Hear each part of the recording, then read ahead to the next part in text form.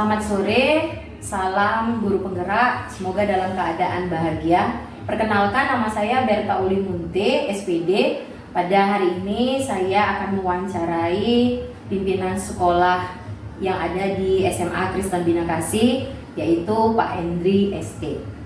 Selamat sore Pak Hendri ST. Selamat sore Bu Berta. Oke, dalam keadaan sehat ya Pak? Sehat. Sebelumnya saya minta maaf Pak sudah mengganggu waktu Bapak yang sungguh luar biasa padatnya Pak. Oke.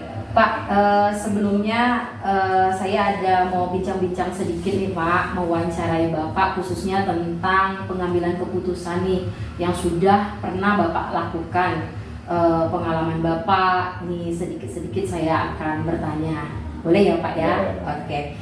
Nah, yang pertama Pak, bagaimana nih Pak cara Bapak mengidentifikasi kasus-kasus khususnya nih Pak, kasus yang ada bicara tentang dilema etika atau bujukan moral. Gimana nih cara Bapak selama ini, sepengalaman Bapak dalam mengidentifikasi masalah tersebut? Ya, cara saya mengidentifikasi kasus yang berkaitan dengan dilema etika, pertama saya melihat apakah kasus yang ditangani itu mengandung konflik prinsip atau nilai sekolah, misalnya antara keadilan dan belas kasihan dan lain-lain. Yang kedua, ini pilihan yang sulit, gitu lihatnya. Yang ketiga, itu pertimbangan etika profesional saya sebagai kepala sekolah, begitu. Nah, di dalam mengidentifikasi itu pasti banyak ya Pak hal-hal yang Bapak temukan pada waktu itu. Nah, dalam menjalankan pengambilan keputusan di sekolah, terutama kasus-kasus di mana ada dua nih Pak kepentingan yang sama, itu benar atau sama-sama benar dan mengandung nilai-nilai kebajikan. Nah, itu gimana nih Pak cara Bapak menjalankan pengambilan tersebut, pengambilan keputusan tersebut? Ya, yang pertama saya pertama adalah berpatokan kepada kebenaran. Saya kan lihat kasus itu patokan kepada kebenaran. Lalu yang kedua, saya akan melakukan analisis mendalam ya, terhadap semua aspek penyebab alasan terjadinya masalah, terutama dampak yang akan muncul jika saya harus mengambil keputusan tersebut. Yang ketiga, saya juga memperhatikan rujukan kode etik. Jadi saya pun memperhatikan kode etik saya sebagai guru ya. Yang keempat, saya juga akan berdiskusi dengan guru atau wakil kepala sekolah. Yang kelima, ya saya berusaha mencari win-win solution jika memungkinkan. Begitu. Oke, nah berarti ketika pengambilan keputusan itu ada beberapa tahap yang sudah Bapak lakukan nih, yang sudah Bapak laksanakan. Nah, salah satunya tuh apakah tahapan-tahapan ini menjadi prosedur Pak yang tadi Bapak sudah sebutkan, mulai dari kebenaran sampai win-win solution. Apakah itu adalah langkah-langkah atau prosedur yang selama ini nih Pak Hendri jalankan ketika Bapak mengambil keputusan? Ya, itu adalah memang prosedurnya seperti itu ya. Pertama, saya akan minta guru mencari sebab-sebab terjadinya masalah kasusnya yang dilema etika. Lalu yang kedua, saya akan memanggil anak atau orang tersebut ya, bisa juga guru ya, sini untuk ya saya gali informasi penyebab kasusnya ya. Yang ketiga, saya juga akan memikirkan dampak yang ditimbulkan dari keputusan yang saya ambil. Nah, yang keempat, saya juga akan mencari solusi. Tadi seperti kan memungkinkan, jika memungkinkan win solution, jika tidak maka prinsip utama yang harus saya dahulukan. Gitu. Oke, nah itu prosedur-prosedur yang sudah atau langkah-langkah yang selama ini Bapak sudah laksanakan nih di dalam pengambilan keputusan setiap kasus-kasus yang terjadi. Nah, setelah ini gimana sih Pak anggapan yang paling efektif nih kira-kira Pak? Hal yang mana nih yang efektif ketika Bapak dalam pengambilan keputusan khususnya dalam menghadapi kasus-kasus dilema etika ini Pak? Menurut saya yang saya sangat efektif adalah saya selalu melakukan analisis mendalam. Oke. Lalu kedua, melakukan dialog dan diskusi dengan rekan sejawat sebelum saya mengambil keputusan begitu. Wah, ini yang sangat langkah-langkah preventif yang mungkin selalu Bapak lakukan di dalam Ya. setiap mengambil kebijakan atau keputusan Pak ya, khususnya pada kasus-kasus dilema etika. Ya. Nah, seiring kasus-kasus itu terjadi pasti punya tantangan Pak ya, berjalannya Bapak mengambil keputusan tuh kira-kira Pak, apa sih hal-hal atau tantangan-tantangan apa saja yang selama ini sudah Bapak hadapi ketika Bapak mengambil sebuah keputusan yang memang tadi dengan prosedur, dengan langkah-langkah yang menurut Bapak efektif dan preventif tadi? Tantangan terberat adalah terkadang keputusan yang saya ambil ini kadang membuat si anak itu harus menerima ya konsekuensi dari keputusan saya, dan itu sangat berat ya. Ketika saya mengalami dilema etika ketika mengambil harus memilih ya satu di antara dua prinsip yang saya hadapi ini. Oke, itu memang sangat dilema ya Pak. Ya. Itu tantangan sangat terbesar. Bagaimana seorang pemimpin itu di satu pihak itu bicara tentang analisis bahwa mengajarkan nilai-nilai kebajikan, tetapi di satu sisi ada rasa etika untuk berbelas kasih ya Pak terhadap seorang murid. Nah, saya rasa mungkin setiap manusia, bukan saja Bapak, itu pasti akan mengalami tantangan seperti itu. Nah, setelah itu Pak, kira-kira nih Pak, apakah ada selama ini Bapak jalankan penjadwalan nih Pak di dalam penyelesaian kasus dilema etika yang selama ini Bapak lakukan? Secara jadwal khusus saya tidak ada. Oke. Ya, ini tergantung kasus yang dihadapi. Jika harus mengambil keputusan secara cepat, ya saya akan segera mengambil keputusan itu. Tapi bila tidak memerlukan waktu yang cepat, ya maka saya akan buat suatu jadwal untuk menangani kasus ini. Oke, baik, berarti tidak ada penjadwalan secara khusus ya Pak. Jadi tergantung case-nya, kasusnya, apakah itu harus mengambil kebijakan secepat itu atau hari itu, atau memang harus berdiskusi, berdialog seperti yang Bapak tadi lakukan ya langkah-langkahnya. Baik Pak, nih ada 2 pertanyaan closing nih Pak untuk sore hari ini. Nah, kira-kira faktor apa yang selama ini mempermudah atau membantu Bapak dalam mengambil sebuah keputusan, khususnya dalam memecahkan kasus-kasus dilema etika ini Pak? Faktor yang membantu saya dalam pengambilan keputusan ya untuk kasus dilema etika ini adalah prinsip kebenaran. Oke. Ya, profesional dan dampak yang ditimbulkan dari keputusan yang akan saya ambil. Itu saya selalu perhatikan itu. Ya, menjadi faktor yang mempermudah saya dan mengambil keputusan. Oke. Apakah ada seseorang Pak di balik ketika faktor-faktor yang selama ini mempermudah Bapak, membantu Bapak nih selama ini dalam mengambil keputusan? Siapa saja nih Pak pihak-pihak terlibat kira-kira? Ya, pertama saya pasti berdoa dulu lah ya, sebagai umat yang beragama kita bergantung pada Tuhan. Semoga diberikan kebijaksanaan ya dan mengambil keputusan. Yang kedua, kalau dengan orang terdekat ya paling saya berdiskusi dengan wakil-wakil saya, baik kesiswaan maupun guru, karena mereka yang membantu saya menjalankan operasional sekolah ini. Oke, baik Pak. Terlibatnya Tuhan ini bicara tentang iman ya Pak, tentang sebuah iman yang akhirnya memang mampu keputusan itu kembali kepada Sang Pencipta yang pemilik dari segalanya. Itu adalah hal yang utama yang selama ini Bapak libatkan, dan wakil-wakil yang selama ini berproses penuh dekat dengan Bapak. Nah, ini pertanyaan closing Pak Henry. Dari semua hal ini, apakah nih Pak pembelajaran yang dapat Bapak petik selama Bapak mempunyai pengalaman di dalam menyelesaikan, dalam mengambil sebuah keputusan, khususnya konflik-konflik dilema etika?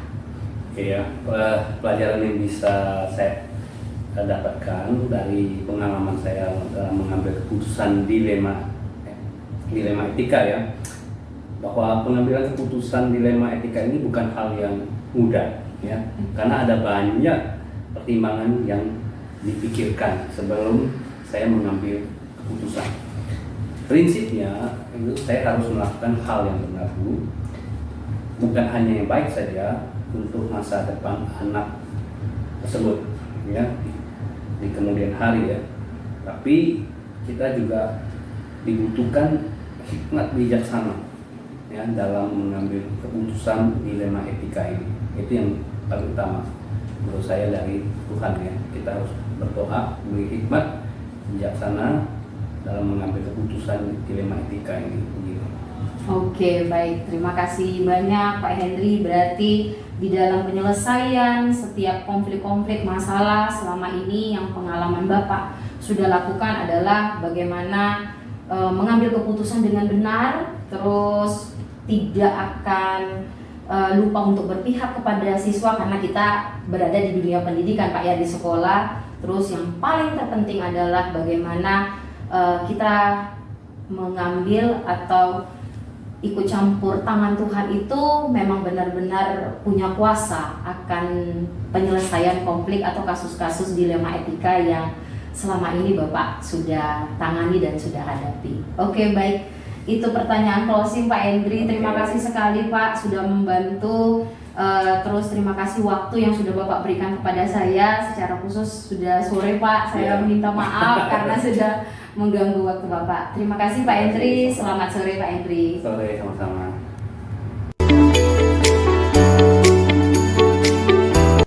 Selamat pagi, perkenalkan nama saya Berta Uli Munti SPD. Pada pagi hari ini saya akan mewawancarai salah satu pimpinan yang ada di sekolah ini, yaitu Ibu Renia Tambuna SPD. Beliau adalah Kepala Sekolah SMP Kristen Bina Kasih. Selamat pagi Ibu Renia. Pagi Bu Berta. Maaf Bu, pada pagi hari ini saya mengganggu waktu Ibu yang saya tahu waktunya sangat luar biasa sibuknya ya Bu. Nah, Tidak apa-apa. tidak apa-apa ya Bu. Pada pagi hari ini saya ingin mengajukan beberapa pertanyaan Bu. Khususnya pada hari ini ada praktik di modul 3.1 yaitu pengambilan keputusan. Ada beberapa hal nih Bu yang ingin saya tanyakan kepada Ibu.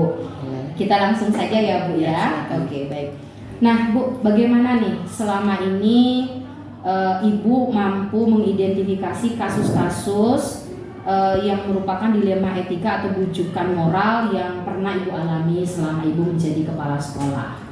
Ya, selama ini untuk mengidentifikasinya mungkin kita lihat dari kasusnya ya. Kasus per kasus itu tidak langsung kita bilang kalau oh ini dilema etika, ini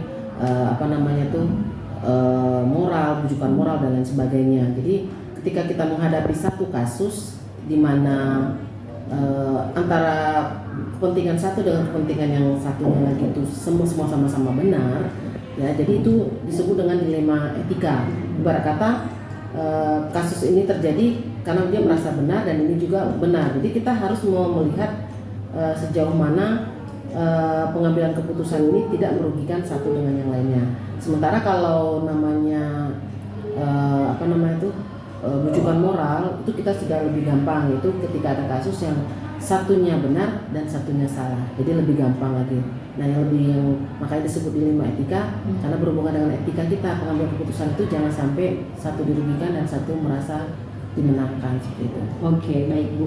Nah, setelah Ibu mencoba untuk mengidentifikasi kasus-kasus yang pernah nih Ibu alami, tadi seperti Ibu ungkapkan dilema etika itu sebenarnya agak lebih sulit untuk untuk mengambil keputusannya ketimbang dari bujukan moral.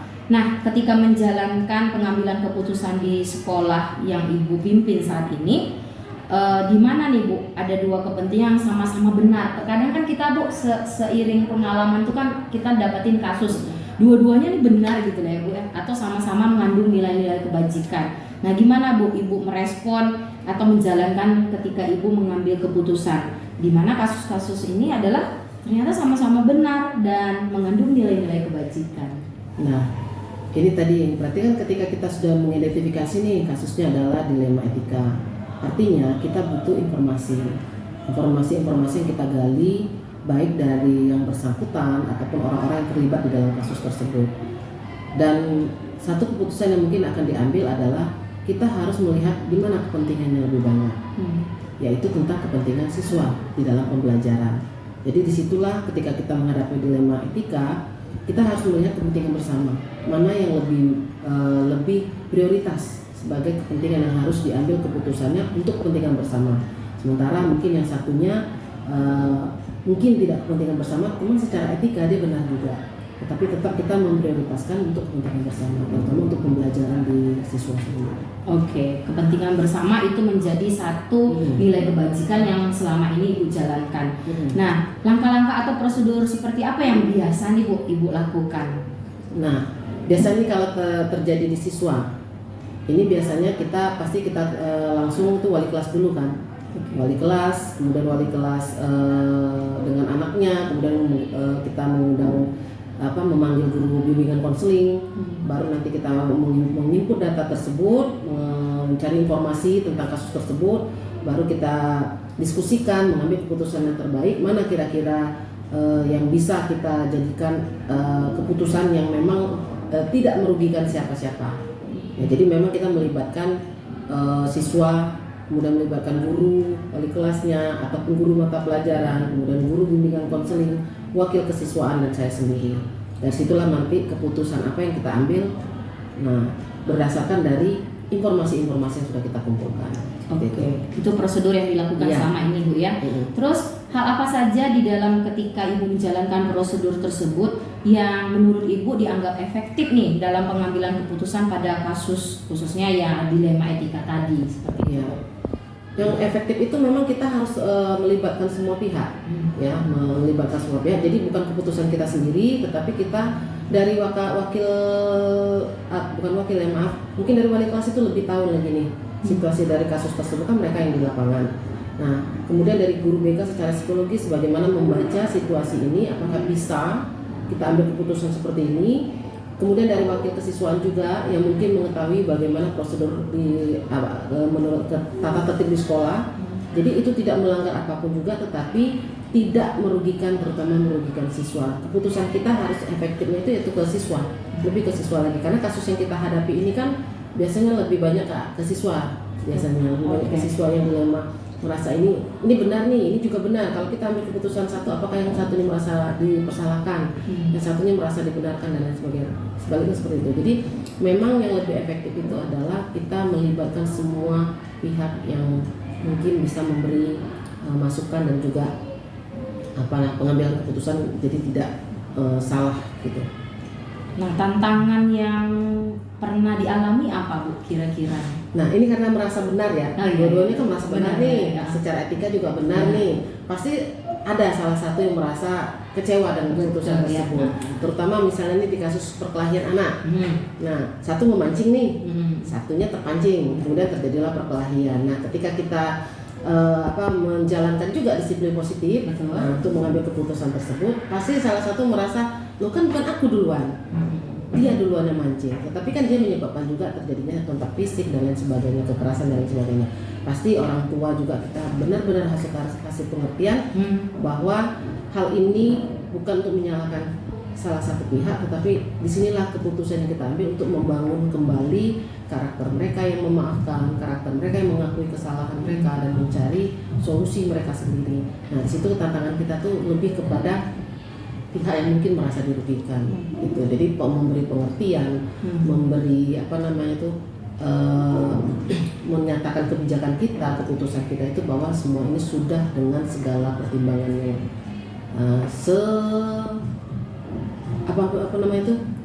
untuk kepentingan anak-anak juga. Jadi tidak ada lagi penghukuman ya Bu Berta. Iya, betul. Tidak ada hukuman, tidak ada sanksi sekarang, lebih kepada konsekuensi mereka. Iya. Nah, kadang-kadang tuh orang tua protes, kok anak saya disalahkan, padahal hukuman yang kita bukan hukuman, tapi lebih konsekuensi yang mereka jalankan itu adalah berdasarkan dari keputusan yang kita ambil atau kebijakan yang kita ambil berdasarkan informasi-informasi yang sudah kita gali. Iya. Nah, berarti tantangan itu mungkin lebih banyaknya kepada pihak-pihak yang merasa ya, pihak-pihak yang merasa, karena sekolah itu kan tidak mungkin terlepas ya Bu ya dari keterlibatan orang tua seperti itu ya Bu. Nah, baik Bu. Nah, selama ini Bu, apakah ketika menyelesaikan kasus Ibu punya jadwal atau Ibu punya tempat atau memiliki sebuah jadwal untuk menyelesaikan, terus bentuk atau prosedur apa saja nih Bu yang selama ini Ibu jalankan? Ya, kalau jadwal sih nggak ada. Oke. Namanya kasus kan itu kan accidentally ya. Ya. Terjadinya kan tiba-tiba. Kita nggak tahu nih kapan satu hal terjadi nih. Apakah dilema etika, ataukah apa tadi wujudan moral itu kan kita nggak tahu nih. Nah, jadi tidak terjadwal. Nah, kita melihat kasusnya seberapa urgennya, seberapa gentingnya. Kalau masih bisa diselesaikan dengan wali kelas, dengan wakil kesiswaan atau wali kelas dan guru bimbingan konseling, mungkin saya tidak terlibat di sana, hanya mendapatkan laporan saja. Tetapi ketika hal itu sudah sepertinya perkelahian berat dan lain sebagainya, apalagi bully dan lain sebagainya, itu mungkin melibatkan saya di sana. Makanya itu saya butuh